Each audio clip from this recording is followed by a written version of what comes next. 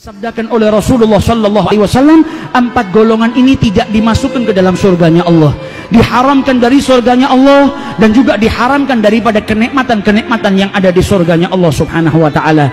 Nabi Muhammad menjelaskan yang pertama adalah mudminul khamr, orang yang minum minuman keras. Kemudian dikatakan oleh Rasulullah, wa akilur riba, orang yang makan riba, orang yang makan hartanya anak yatim, dan yang terakhir al-aguli walidayh, orang yang durhaka kepada kedua orang tuanya. Hati-hati bagi mereka yang masih punya kedua orang tua.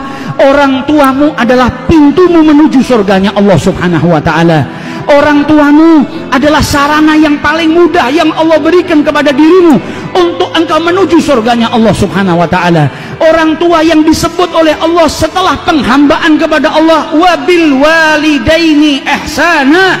Oleh karena itu Imam Hasan Al-Basri ketika ibunya meninggal, beliau menangis luar biasa. Ketika ditanya, engkau ini imam, engkau ini ulama besar, ditinggal mati oleh ibumu, menangis seperti ini, seperti orang yang tidak berpendidikan.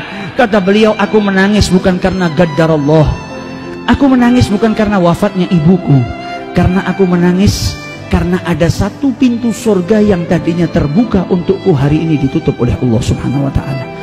Orang tuaku adalah sarana yang paling mudah untuk menuju ke pintu surganya Allah Subhanahu Wa Taala, dan dengan wafatnya orang tuaku maka tertutup pintu tersebut.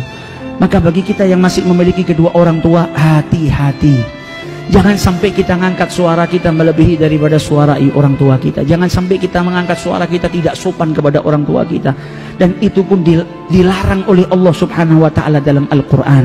Mari kita tiru orang-orang yang mengagungkan orang tuanya, orang-orang yang memuliakan kedua orang tuanya.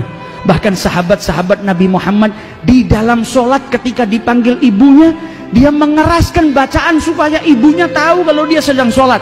Selesai sholat dia keluarkan beberapa ekor kambing, dia sedekahkan di jalan Allah agar diampuni oleh Allah, karena tadi meneriakkan suaranya supaya ibunya tahu kalau dia sedang sholat.